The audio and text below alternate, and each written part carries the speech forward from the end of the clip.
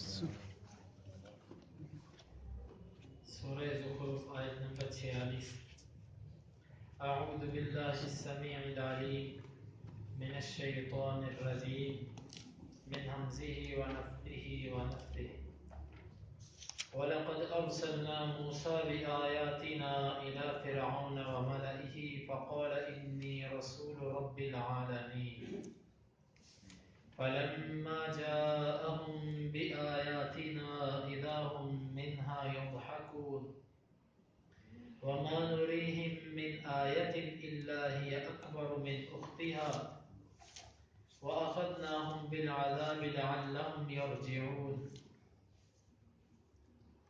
وقالوا يا أيها الساحر ادع لنا ربك بما عهد عندك إننا لمهتدون فلما كشفنا عنهم العذاب إذا هم ينكثون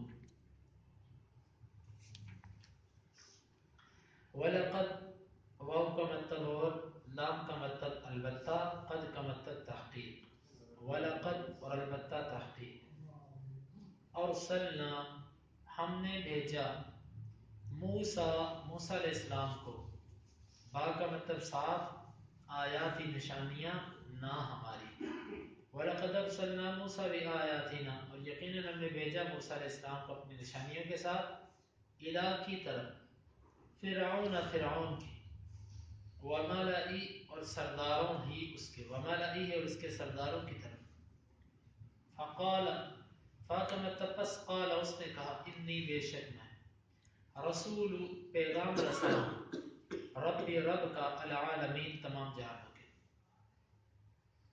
پس اس نے کہا کہ بے شک میں پیغام رسا ہوں تمام جہانوں کے پالنے والے کا، فلما جاءہم فا کا مطلب پس لما جب، فلما پس جب، جاء اب آ گیا ہم ان کے پاس، با کا مطلب ساتھ آیاتی نشانیاں نہ ہماری، پس جب وہ لے آیا ان کے پاس ہماری نشانیاں، اذا اچانک، ہم وہ، من کا مطلب سے ہا ان، اچانک وہ ان نشانیوں سے یضحکون ہنس رہے تھے، وما اور نہیں، نوری ہم دکھاتے ہم ان کو، من کوئی آیت نشانی، وما نوریہم من آیت اور نہیں ہم دکھاتے تھے ان کو کوئی نشانی، الا مگر ہیا وہ، اکبر بڑی تھی، من سے اختی جیسی، ہا اپنے، الا ہی اکبر من اختیہا مگر وہ بڑی تھی اپنے جیسی سے،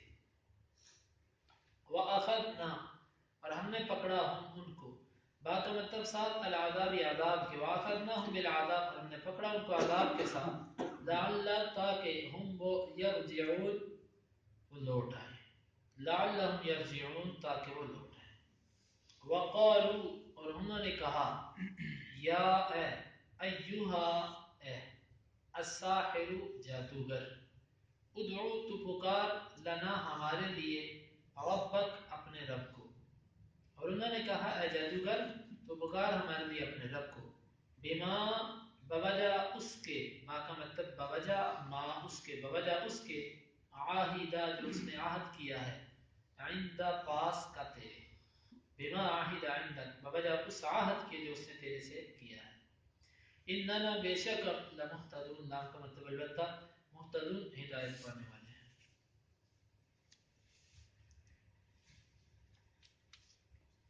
فلما فا کا مطلب پس لما جب، کشفنا ہم نے کھول دیا، عن کا مطلب سے ہم ان، فلما کشفنا عنہم پس جب ہم نے کھول دیا ان سے، العذاب عذاب کو، اذا اچانک، ہم وہ ینکثون عہد کو، وعدے کو توڑنے والے تھے، وَلَقَدْ أَرْسَلْنَا مُوسَىٰ بِآيَاتِنَا إِلَىٰ فِرْعَوْنَ وَمَلَئِهِ اور یقیناً ہم نے بھیجا موسیٰ علیہ السلام کو اپنی نشانیوں کے ساتھ فرعون اور اس کے سرداروں کی طرف، فقال انی رسول رب العالمین رسول نے کہا کہ یقیناً میں جہانوں کے پالنے والے کی طرف سے پیغام رساں ہوں، فلما جاءہم بآیاتنا اذا ہم منہا یضحکون پس جب وہ ان کے پاس آیا ہماری نشانیاں لے کر اچانک وہ اس سے ہنسنے لگے، وما نریہم من آیت الا ہی اکبر من اختیہا اور نہیں ہم ان کو دکھاتے تھے کوئی نشانی مگر وہ اپنی جیسی نشانی سے بڑی تھی، وَأَخَذْنَاهُمْ بِالْعَذَابِ لَعَلَّهُمْ يَرْجِعُونَ،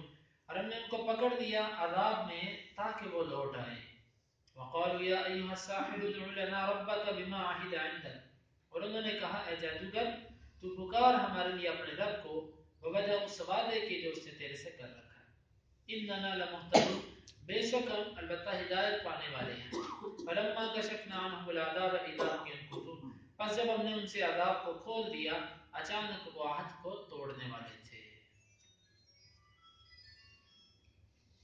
اللہ رب العزت نے پیچھے ابراہیم علیہ السلام کا ذکر فرمایا، یہاں پر موسیٰ علیہ السلام کا ذکر فرمایا. یہ اولو العزم پیغمبر تھے. پیغمبروں کا ذکر کرنے کا مقصد نبی صلی اللہ علیہ وسلم کو تسلی دینا ہے کہ یہ معاملات صرف اور صرف آپ کے ساتھ نہیں رہے بلکہ جد الانبیاء ابراہیم علیہ السلام کے ساتھ بھی معاملات رہے، اور ان کے بعد موسیٰ علیہ السلام جو اللہ کے بڑے برگزیدہ پیغمبر جن کو کلیم اللہ کا لقب ملا کہ اللہ سے کلام کرنے والے، ان کے ساتھ بھی یہ معاملات رہے ہیں. موسیٰ علیہ السلام کا ذکر یہاں سے کیا جا رہا ہے. تو فرمایا یہاں سے کہ ہم نے دوسری مناسبت اس کی یہ بھی بن سکتی ہے کہ جس طرح پیچھے اللہ رب العزت نے فرمایا تھا کہ آپ ان رسولوں سے سوال کیجئے وَاسْأَلْ مَنْ أَرْسَلْنَا مِنْ قَبْلِكَ مِنْ رُسُلِنَا، ہم نے آپ سے پہلے جو رسول بھیجے ہیں آپ ان رسولوں سے ذرا سوال تو کرو کیا اللہ نے اپنے سوا کچھ اور معبود بنائے ہیں. یہ پیچھے کہا گیا. اب اللہ تعالیٰ سب سے پہلے موسیٰ علیہ السلام کا ذکر فرما رہے ہیں کہ جن رسولوں سے سوال کرنا ہے مراد ان کی کتابوں سے سوال، تو ان میں سے سب سے پہلے جو رسول ہے جن کی کتاب اب موجود ہے وہ موسیٰ علیہ السلام، کیونکہ 4 کتابیں آسمانی، ان میں سے کتاب کے اعتبار سے سب سے پہلے رسول جو ہے وہ موسیٰ علیہ السلام، اور اس کے بعد داؤد علیہ السلام زبور، اور اس کے بعد عیسیٰ علیہ السلام، اور اس کے بعد ہمارے نبی صلی اللہ علیہ وسلم. تو سب سے پہلی کتاب جو اس وقت موجود تھی وہ موسیٰ علیہ السلام کی کتاب تھی. تو اسی مناسبت سے موسیٰ علیہ السلام کا ذکر فرما دیا کہ چلو ان رسولوں میں سے جن کے بارے میں ہم نے تمہیں کہا ہے پوچھو، ان میں سے پہلے رسول تھے، ذرا دیکھو اس رسول کے ساتھ کیا بنی. اور تیسری مناسبت یہ بھی ہے کہ مشرکین مکہ نے رسول اللہ صلی اللہ علیہ وسلم کی حقانیت کو تسلیم کرتے ہوئے اس لیے صرف انکار کر دیا کہ آپ غریب ہیں، آپ کے پاس کچھ نہیں ہے. تو اللہ رب العزت نے فرمایا کہ دیکھو اے مشرکو، تم اپنی سرداری پر اپنے مال و دولت پر بڑا فخر کرتے ہو. یہی معاملہ فرعون نے موسیٰ علیہ السلام کے ساتھ کیا کہ فرعون نے بھی موسیٰ علیہ السلام کی نبوت اور ان کی حقانیت کو جان لیا تھا، لیکن اس نے صرف اور صرف اپنی سرداری کو قربان کرنے کا حوصلہ ظاہر نہ کیا، جس کی بنا پر وہ کفر کی حالت پر تو مرا لیکن موسیٰ علیہ السلام پر ایمان نہ لا سکا. دل سے مان لیا تھا اس نے کہ موسیٰ سچا رسول ہے، لیکن سرداری جاتی تھی. یہی کیفیت مشرکین مکہ کی تھی کہ ان کو پتا تھا کہ یہ رسول سچے ہیں، لیکن ان کی سرداری کا مسئلہ تھا کہ یہ غریب ہمارے اوپر کیسے نبی بن کے آ گئے. ایک یتیم، ایک غریب جس کا خاندان معزز تو ضرور ہے لیکن مالی طور پر اتنا مستحکم نہیں ہے. رسول اللہ صلی اللہ علیہ وسلم کا جو خاندان تھا یہ بڑا معزز، بڑا شرف والا اور بڑا محترم تھا، لیکن مالی طور پر اتنا مستحکم نہیں تھا. تو یہ چیزیں ان کے سامنے تھی. وہ کہتے تھے کیسے ہو سکتا ہے کہ ایک غریب آدمی رسول بن کے آئے. اس لیے تو وہ کہتے تھے کہ کیوں نہیں کسی بڑی 2 بستیوں میں سے اللہ نے کسی ایک بندے کو بھیج دیا. تو یہاں پر مشرکین کو بھی تنبیہ ہے اور رسول اللہ صلی اللہ علیہ وسلم کو تسلی ہے کہ آپ کا معاملہ موسیٰ علیہ السلام والا ہے، اور مشرکین کو کہا جا رہا ہے کہ تمہارا معاملہ فرعون والا ہے. جس طرح فرعون غرق ہوا، موسیٰ علیہ السلام نے نجات پائی، اسی طرح تم تباہ ہو جاؤ گے، محمد صلی اللہ علیہ وسلم کامیاب ہو جائیں گے. تو ایسے ہی ہوا جنگ بدر کے اندر یہ سردار مارے گئے اور رسول اللہ صلی اللہ علیہ وسلم فتح سے ہم کنار ہو کر واپس لوٹے. وَلَقَدْ أَرْسَلْنَا مُوسَىٰ بِآيَاتِنَا، ہم نے بھیجا موسیٰ علیہ السلام کو اپنی نشانیوں کے ساتھ. نشانیوں سے مراد یہاں پر 2 نشانیاں ہیں. ایک ید بیضاء، ہاتھ کا سفید ہو جانا. موسیٰ علیہ السلام کو اللہ تعالیٰ نے ایک معجزہ یہ دیا تھا کہ وہ ہاتھ اپنی بغل میں داخل کرتے تھے تو وہ جب نکلتا تھا تو وہ ایسا چمکدار اور روشن ہوتا تھا کہ جس طرح کی کوئی لائٹ اور ایسی کوئی چیز ہوتی ہے. یہ ان کا معجزہ تھا. اور دوسرا معجزہ یہ تھا کہ وہ اپنی لاٹھی کو زمین پر پھینکتے تھے، وہ لاٹھی حالات کے مطابق، وقت کے تقاضوں کے مطابق سانپ کی شکل اختیار کر لیتی، کسی جگہ وہ پتلا سا سانپ بن جاتی، کسی جگہ وہ موٹا سانپ بن جاتی، وقت کے تقاضوں کے مطابق وہ مختلف شکلوں میں سانپ کی شکل اختیار کر لیتی تھی۔ یہ دو نشانیاں اللہ تعالیٰ نے دے کر موسیٰ علیہ السلام کو بھیجا کہ جائیے آپ فرعون کے پاس۔ وَمَلَئِهِ، اور اس کے سردار، دیکھو یہاں سے یہ بات معلوم، اللہ تعالیٰ کو معلوم تھا کہ فرعون ایمان نہیں لائے، لیکن اس کے باوجود اللہ تعالیٰ کی عادت ہے کہ وہ اتمام حجت کرتے ہیں، اللہ تعالیٰ بات ہر تک پہنچاتے ہیں۔ اس میں ہمیں بھی سبق ہے کہ ہم خود ہی فیصلہ کر بیٹھتے ہیں یار اس نے ہماری بات نہیں مانی۔ کئی دفعہ ایسے ہوا کہ کسی بندے کے بارے میں یہ ذہن میں رائے آتی ہے کہ اس نے میری بات نہیں مانی، لیکن پھر بندے کے دل میں خیال آتا ہے کہ چلو اس کو کہہ تو دیں، کہنے میں کیا حرج ہے۔ جب اس کو کہتے ہیں تو وہ بندہ بات مان لیتا ہے۔ تو اس لیے یہ لازم ہے، کوئی بندہ مانے یا نہ مانے اس تک بات پہنچانا ہمارا حق بنتا ہے، آگے ماننا نہ ماننا اس کی ذمہ داری ہے۔ وَمَلَئِهِ، اور اس کے سرداروں کی طرف، فَقَالَ إِنِّي رَسُولُ رَبِّ الْعَالَمِينَ، موسیٰ علیہ السلام نے کہا کہ میں رسول ہوں۔ کس کا رسول ہوں؟ جہانوں کے پالنے والے کا، جو سارے جہانوں کو پال رہا ہے اس کا رسول ہوں میں۔ فَلَمَّا جَاءَهُم بِآيَاتِنَا إِذَا هُم مِنْهَا يَضْحَكُونَ، اس آیت میں اللہ تعالیٰ نے فرعونیوں کا عمل پیش کیا کہ جب ہماری آیتیں موسیٰ علیہ السلام ان کے سامنے لے کر گئے، نشانیاں لے کر گئے، تو وہ اس سے ہنسنے لگ پڑے، کہتے لو کیا مطلب اس کا مفہوم یہ بنتا ہے کہ یہ تو ہاتھ ہمیں سفید کر کے دکھا کے اور لاٹھی کو سانپ بنا کے کہتا ہے میں رسول ہوں اللہ کا۔ اس طرح کے رسول تو میرے پاس ہزاروں کی تعداد میں موجود ہیں، یہ سارے جادوگروں کو میں اکٹھا کرتا ہوں، دیکھنا وہ بھی تیرے سامنے اس طرح کے سانپ بنا دیں گے۔ یہ اس کے ہنسنے کی وجہ تھی کہ لو جی یہ ہمیں سانپ دکھا کر کہہ رہے میں اللہ کا رسول۔ یہی سیاسی لوگوں کا نعرہ ہوتا ہے۔ سیاسی لوگ کبھی بھی اس طریقے سے قرآن اور حدیث کا انکار نہیں کر سکتے، وہ کسی نہ کسی ایسے انداز سے بات کرتے ہیں کہ لوگ کہیں یار بات تو ٹھیک ہے۔ اب فرعون بڑا مکار انسان تھا، اسے موسیٰ علیہ السلام کو کس طریقے سے ہنسنے لگ پڑا، نشانی موسیٰ علیہ السلام نے دکھائی اور ہنس پڑا، لو جی یہ نبوت کی نشانی، اگر یہ نشانی ہے تو ایسے نبی تو میرے پاس بھی موجود ہے، یہ جادوگر بھی یہ کام کر سکتے ہیں۔ یہ تھا اس کے ہنسنے کی وجہ۔ اور ہمارے نبی صلی اللہ علیہ وسلم کی جو قوم تھی قریش، یہ بھی آپ کے ساتھ ایسے ہی کیا کرتے تھے، مذاق اڑایا کرتے تھے، ہنستے تھے۔ آپ صلی اللہ علیہ وسلم جو کوئی باتیں ان کو بتلاتے آگے سے ہنستے، جس طرح کہ تفاسیر کے اندر لکھا ہوا ہے واللہ اعلم بالصواب، تفاسیر میں لکھا ہوا کہ نبی صلی اللہ علیہ وسلم نے فرمایا کہ جو زقوم ہے نا، زقوم یہ تھور کا درخت ہے، بڑا کڑوا، جس کا معنی اردو میں تھور کیا جاتا ہے۔ تو ابو جہل کے بارے میں جس طرح کے تفاسیر میں لکھا ہوا کہ وہ، یا مشرکین کے بعد سرداروں کے بارے میں آتا ہے کہ وہ کیا کرتے، کھجور اور مکھن، عرب کی یہ بڑی پسندیدہ خوراک تھی، کھجور اور مکھن، یعنی کہ کھجور کی گٹلی نکال کر اس میں وہ مکھن ڈال کے کھایا کرتے تھے۔ کھجور کی تاثیر گرم تر ہے، تر گرم، اور جو مکھن ہے اس کی تاثیر سرد ہے اور تر بھی ہے، تو وہ اس مناسبت سے دونوں چیزیں ملا کر کھاتے تھے کہ یہ تاثیر طاقت زیادہ دیتی ہے یہ چیز، تو ان کی یہ پسندیدہ خوراک تھی۔ وہ کیا کرتا، وہ کھجور کے اندر مکھن رکھ کے لوگوں کو کہتا لو یہ ہے وہ نعوذ باللہ زقوم جس کا محمد ذکر کرتا ہے نا، وہ یہ ہے کھاؤ، پھر ہنستے مذاق اڑاتے۔ یا جس طرح کے تفاسیر میں لکھا کہ جس وقت نبی صلی اللہ علیہ وسلم نے فرمایا نا علیہ 19 کہ جہنم پر 19 اللہ کے فرشتے مقرر ہیں، تو ان میں سے ایک بیوقوف کہنے لگا میں پہلوان ہوں، 18 کو میں سنبھالوں گا اور ایک کو تم سب پکڑ لینا۔ یہ ایسے مذاق وہ کیا کرتے تھے اللہ رب العزت کی آیات کے ساتھ۔ تو اللہ رب العزت نے نبی صلی اللہ علیہ وسلم، اور آج بھی ایسے لوگ موجود ہیں، آپ کے پاکستان میں بھی موجود ہیں، لیکن یاد رکھو ایسے لوگوں کو انجام تک پہنچانا حکومت کی ذمہ داری ہے، ہماری ذمہ داری نہیں ہے، حکومت کی ذمہ داری ہے۔ یا اسلامی حکومت ہو اور معتمن لوگ ہوں تو ایسا ہو سکتا ہے، لیکن اگر اس کی اجازت عوام الناس میں دے دی جائے تو یہ ایک انتشار پھیل جائے گا، ایک فساد برپا ہو جائے گا۔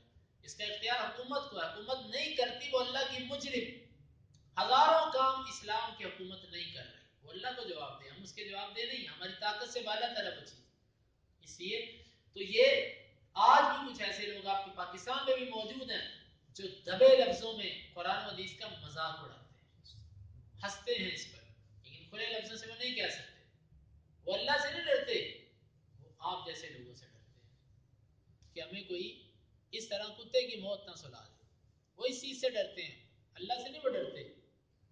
تو یہاں پر فرمایا کہ اذا ہم منہا یضحکون، اچانک وہ آپ سے ہنستے ہیں. نبی صلی اللہ علیہ وسلم کو تسلی دی کہ یہ پہلے سے یہ مشرکین اور کافروں کا یہ وتیرہ رہا. وما نریہم من آیت الا ہی اکبر من اختہ. یہاں پر اللہ تعالیٰ نے ایک اور واقعے کی طرف اشارہ کیا.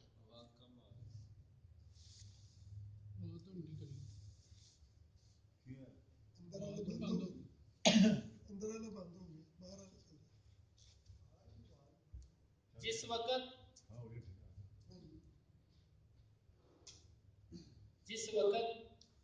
موسیٰ علیہ السلام نے اپنی دعوت پوری کی، بنی اسرائیل تک اپنا پیغام پورا پہنچایا، اس کے بعد فرعون اور اس کے ساتھیوں کو یہ پیغام پورا پہنچایا، تو اس کے بعد فرعون جب باز نہ آیا تو اللہ تعالیٰ نے اس پر مختلف قسم کے عذاب نازل کیے، جو کہ دوسرے مقام پر اللہ تعالیٰ نے فرمایا مثال کے طور پہ جوؤں کا عذاب، ہر طرف جوئیں ہی جوئیں، سونے لگتے بستر پر جو، ہر جگہ پر جوئیں، کھانے میں جوئیں، بستر میں جوئیں، جوئیں جوئیں.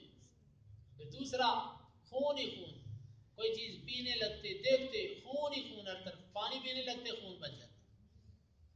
اور اسی طرح پھر اللہ تعالیٰ مینڈک کا عذاب ہوتا. مینڈک وہ کیا کرتا، مینڈک آتا ان کے بستروں پر، مینڈک سونے لگتے، مینڈکوں کے بستروں پر مینڈک آ جاتے. اچھی مصیبت کے اندر یہ اللہ تعالیٰ نے مختلف قسم کے عذاب جس کا ذکر انشاءاللہ دوسرے مقام پر آئے گا. جب ایک مصیبت میں یہ پھنستے تو موسیٰ علیہ السلام کو جا کے کہتے ہیں موسیٰ تو اللہ سے دعا کر اللہ یہ مصیبت ہم سے ٹال دے. اگر اللہ نے یہ مصیبت ہم سے ٹال دی نا تو ہم پکے مومن ہو جائیں. موسیٰ علیہ السلام دعا کرتے، اللہ تعالیٰ اس مصیبت کو دور کرتے. جب دور ہوتی کہتے لو یہ تو ویسے ہی دور ہونی تھی، اس میں تیرا کیا کمال ہے، یہ تو ختم ہونی تھی، اس میں تیرا کیا کمال ہے. تو موسیٰ علیہ السلام کو یہ بات کہہ کر آگے سے مذاق اڑاتے. اللہ رب العزت اس سے بڑی مصیبت میں ان کو ڈال دیتے. پہلے والی سے بڑی مصیبت، مثلا پہلے عذاب تھا جوؤں کا، اب مصیبت اللہ تعالیٰ نے ڈال دی کہ ہر چیز ان کی کیا بن رہی ہے، خون بنتی جا رہی ہے. خون سے سرخ رنگ سے انسان ویسے وحشت کھاتا ہے، ہر طرف خون ہی خون، خون ہی خون. اور پھر اور مینڈک اس طرح کے مختلف جو عذاب اللہ تعالیٰ نے ان کے اوپر بھیجے تھے، ہر عذاب جو تھا وہ دوسرے سے بڑھ کر آتا تھا. تو یہاں پر اس کا ذکر فرمایا کہ ہم انہیں کوئی بھی نشانی اپنی نہیں دکھاتے تھے مگر اس کے بعد میں آنے والی نشانی اس سے بڑی ہوتی تھی. بڑی مصیبتوں میں پھنس جاتے، بس ہم نے ان کو پکڑ دیا عذاب میں تاکہ وہ لوٹ آئے. دیکھو یہاں پر اللہ تعالیٰ نے اپنے دنیا میں عذاب بھیجنے کی ایک حکمت بھی نازل کی ہے. وہ حکمت کیا ہے؟ وہ حکمت یہ ہے کہ اللہ تعالیٰ بعض دفعہ کسی بندے کو جب مصیبت میں ڈالتے ہیں تو اللہ تعالیٰ یہ چاہتے ہیں کہ اس مصیبت میں پھنس کر ہی میری طرف آ جائے. کیونکہ اکثر لوگ ایسے ہوتے ہیں جو مصیبت میں اللہ کی طرف آتے ہیں. تو اللہ تعالیٰ بعض دفعہ کسی طالب علم کو امتحان میں فیل کر دیے، بعض دفعہ اللہ تعالیٰ نے کسی کو اچھے نمبر نہیں دیے. کیوں؟ اللہ تعالیٰ چاہتے تھے کہ یہ دین کی طرف آ جائے. اگر اس کو اچھے نمبر مل گئے تو اس نے تو پیچھے مڑ کے بھی نہیں دیکھنا. کسی تاجر کو اس کے کاروبار میں نقصان ہو جاتا ہے. اللہ تعالیٰ یہ چاہتے ہیں کہ یہ اتنے پر ہی رہے، اس سے زیادہ میں یہ پڑے گا تو اس سے دین بھی اس کے ہاتھ سے نکل جائے گا. تو دوسرے مقام پہ جس طرح سورہ سجدہ میں اللہ تعالیٰ فرمایا وَلَا نُذِيقَنَّهُم مِّنَ الْعَذَابِ الْأَدْنَىٰ دُونَ الْعَذَابِ الْأَكْبَرِ لَعَلَّهُمْ يَرْجِعُونَ. ہم انہیں بڑے عذاب کے علاوہ چھوٹے عذاب میں ڈالیں گے تاکہ یہ لوٹ آئے.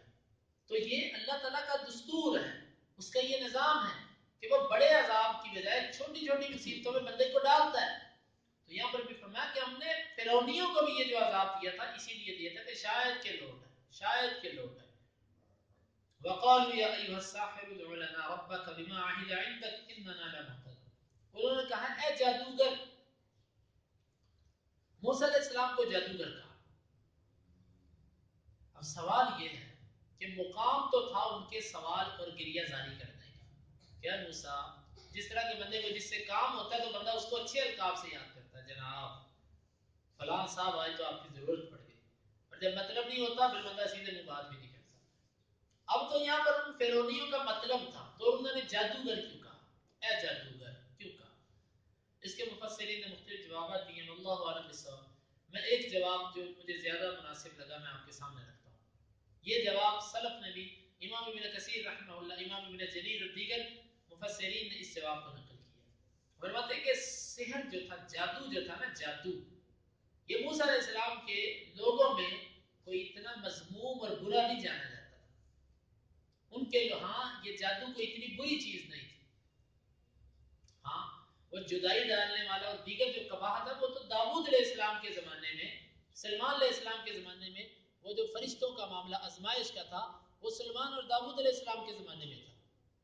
تو یہ موسیٰ علیہ السلام کے زمانے میں جادو کو اتنا برا نہیں جانا جاتا تھا۔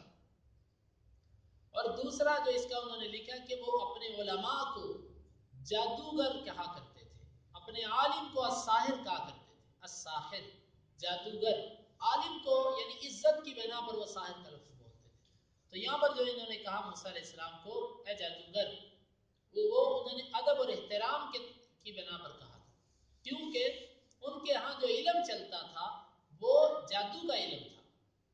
ہر نبی کے دور میں کسی نہ کسی چیز کا عروج رہا ہے۔ موسیٰ علیہ السلام کے زمانے میں عروج تھا جادو کا، اللہ تعالیٰ نے موسیٰ علیہ السلام کو ایسے معجزات دیے جن میں جادو کا طور تھا۔ عیسیٰ علیہ السلام کے زمانے میں طب تھی، اللہ تعالیٰ نے عیسیٰ علیہ السلام کو ایسے معجزات دیے جس میں طب کا طبیبوں کو حیران کر دینے والی چیز تھی۔ ہمارے نبی صلی اللہ علیہ وسلم کے زمانے میں فصاحت و بلاغت کا بڑا چرچا تھا، اللہ رب العزت نے آپ کو ایسی فصاحت و بلاغت دی کہ سب کو حیران و ششدر کر دیا۔ یہ نبی صلی اللہ رب العزت ہر نبی کو اس کے دور کے مطابق معجزات عطا کرتے، تو یہ اس دور میں جادو عروج پر تھا۔ تو موسیٰ علیہ السلام کو جب معجزات ملے تو ظاہر بات ہے جادو جب عروج پر تھا تو جادو کا لفظ ان کے ہاں معزز جانا جاتا ہے۔ اس طرح کہ آپ کے دور میں، اس ٹیکنالوجی کے دور میں سائنسدان کو، اور اسی طرح یہ جو کمپیوٹر کے آئی ٹی والے لوگ، ان کو بڑی قدر کی نگاہ سے دیکھا جاتا ہے کہ یہ جناب سائنسدان ہے، یہ فلاں ہے۔ تو اسی طرح جادو کا لفظ جو تھا جادوگر، یہ ان کے وقت میں بڑا معزز لفظ جانا جاتا تھا، ایک عالم کے معنی میں وہ استعمال کرتے تھے۔ وقال یا ایھا الساحر، انہوں نے کہا اے موسیٰ ادع لنا ربک، دیکھو انداز بھی کتنا عجیب ہے، ہمارے لیے پکار اپنے رب کو۔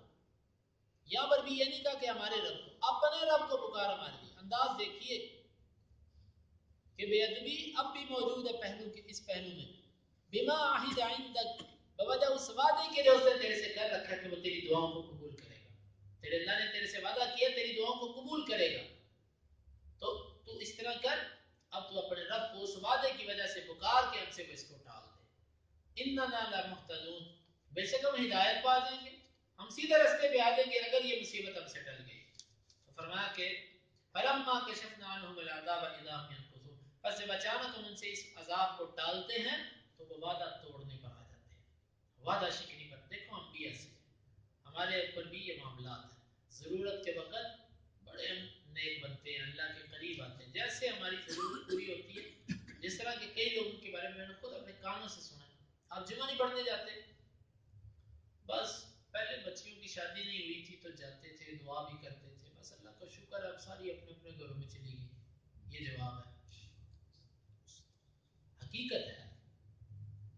یہ ایسے ہوتا ہے، بعض لوگ ہوتے ہیں کہ وہ ان کے اوپر مصیبت پڑی ہوتی ہے تو وہ مسجد آتے ہیں، ان سے مصیبت ٹال دو تو جناب وہ مسجد کے آگے سے بھی نہیں گزریں گے، اس گلی سے میں مسجد ہے یہاں سے نہیں گزرنا۔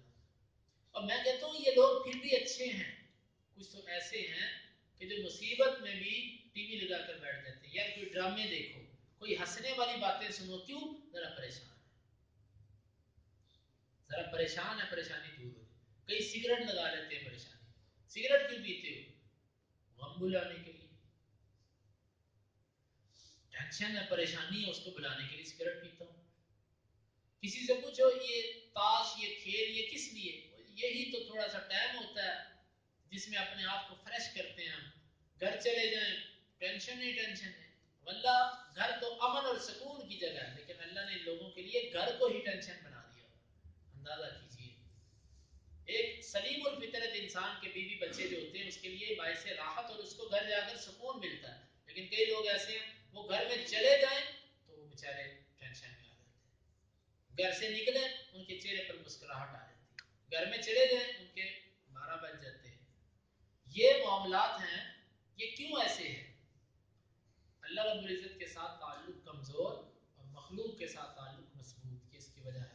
تو یہ اللہ تعالیٰ ہمیں ایسی عادات سے محفوظ رکھے. دیکھو جو پہلی قوموں کے واقعات آتے ہیں ان میں سے ہم دیکھا کریں کہ اس میں ہمارے لیے سبق کیا ہے.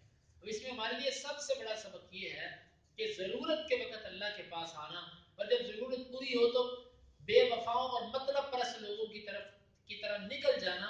یہ کن کا کام ہے؟ یہ کافروں کا وتیرہ ہے. تو ہمارے اندر اگر کوئی ایسی صفت موجود ہے تو ہمیں یہ یقین کر لینا چاہیے کہ میرے اندر ایک ایسی صفت بھی موجود ہے جو کافروں کی صفت ہے. تو اس لیے اللہ تعالیٰ سے ہم دعا کرتے ہیں کہ میرے مالک ہمیں ان قباحتوں سے محفوظ فرما. آمین. وَلَقَدْ أَرْسَلْنَا مُوسَىٰ، اور یقیناً ہم نے بھیجا موسیٰ علیہ السلام کو، بِآیاتِنَا، اپنی نشانیوں کے ساتھ، إِلَىٰ فِرْعَوْنَ وَمَلَئِهِ، فرعون اور اس کے سرداروں کی طرف. فَقَالَ إِنِّي رَسُولُ رَبِّ الْعَالَمِينَ، بس اس نے کہا کہ بے شک میں جہانوں کے پالنے والے کا پیغام رساں. بے شک میں جہانوں کے پالنے والے کا پیغام رساں. فَلَمَّا جَاءَهُم بِآيَاتِنَا، بس جب آ گیا ان کے پاس ہماری نشانیاں لے کر، إِذَا هُم مِّنْهَا يَضْحَكُونَ، اچانک وہ اس سے ہنس رہے تھے. وَمَا نُرِيهِم مِّنْ آيَةٍ، اور نہیں ہم دکھاتے کوئی نشانی، إِلَّا هِيَ أَكْبَرُ مِنْ أُخْتِهَا، مگر وہ اپنے جیسی سے بڑی تھی. وَأَخَذْنَاهُمْ بِالْعَذَابِ، ہم نے پکڑا ان کو عذاب کے ساتھ. لَعَلَّهُمْ يَرْجِعُونَ، تاکہ وہ لوٹ آئیں. وَقَالُوا يَا أَيُّهَا السَّاحِرُ، اور انہوں نے کہا کہ جادوگر، ادع لنا ربک، پکار ہمارے لیے اپنے رب کو. بما عہد عندک، بوجہ اس وعدے کے جو تیرے ہاں ہے. اننا لمہتدون، یقیناً ہم ہدایت پانے والے. فلما کشفنا عنہم العذاب، اور جب ہم نے کھول دیا ان سے عذاب، اذا هم ينكثون، اچانک وہ عہد کو توڑنے والے تھے. اللهم انفعنا بما علمتنا وعلمنا ما ينفعنا وزدنا علما. اللهم اقسم لنا من خشيتك ما تحول به بيننا وبين معصيتك، ومن طاعتك ما تبلغنا به جنتك، ومن اليقين ما تهون به علينا مصائب الدنيا. متعنا اللهم بأسماعنا وأبصارنا وقواتنا أبدا ما أحييتنا، واجعله الوارث منا، واجعل ثأرنا على من ظلمنا، ولا تجعل مصيبتنا في ديننا، ولا تجعل الدنيا أكبر همنا ولا مبلغ علمنا، ولا تسلط علينا من لا يرحمنا. وآخر دعوانا